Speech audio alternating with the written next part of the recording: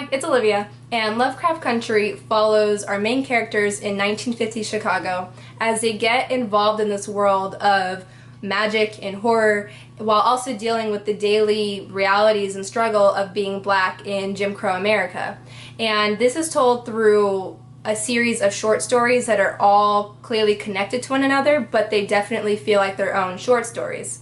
This, I'm sure most people would label as a horror book, but it does have a lot of other genres it feels mixed in. So while you do have one story that feels like you're alone in a creepy haunted house, there's also another story that leans very sci-fi-ish. So it's a mix. I did want to clarify two things. First, I am not the person to go to if you're wondering how good a job Matt Ruff does of incorporating Lovecraftian horror and writing, because I haven't read any of Lovecraft's original work. I just know that reading this book, I didn't have a problem not having read Lovecraft's original work. Second, there are some questions and skepticism about the fact that this book features a black cast and having to deal with their racial struggles, and it's written by a white author. And if you're wondering my opinion on that, I felt like these characters weren't stereotyped. They did feel authentic to me, and the author did tell some fun stories, so I didn't have a problem with it. But let's talk about the book itself. I did want to say first, again, it wasn't something that was like overtly scary. If in case you're wondering about like how scary this is of a book, there were some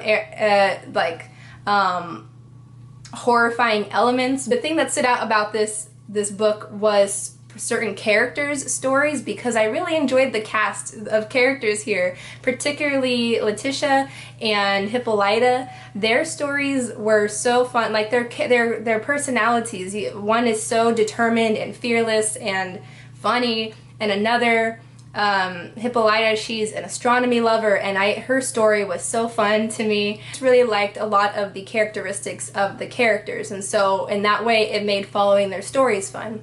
Some of the stories, though, like I said, it was pacing for me. Some of them were good, some of them weren't as entertaining. Like the first one I actually found to be the slowest for me. I don't know why it took me forever to like get past the first story.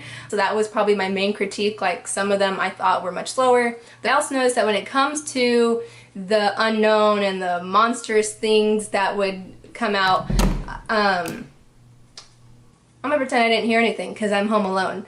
But I noticed that a lot of times it seems the characters would like not move on, but like they weren't as bothered as I would imagine. I don't know how to describe it, but I also think it's done on purpose, because you realize in this book that the truly terrifying things are not always the monsters. More often than not, it's the things that they experience as black people in Jim Crow America. So, and I think that's done on purpose. Like you could feel the dread more so when the police cars were chasing them and when they were dealing with these awful races, as opposed to when they're dealing with these unknown monsters. So yeah, I also did start this after having seen several episodes of the show. I should say that. This sat around a 3-star read for me. So I'd love to know your thoughts on the book or show, and I will see you in another video.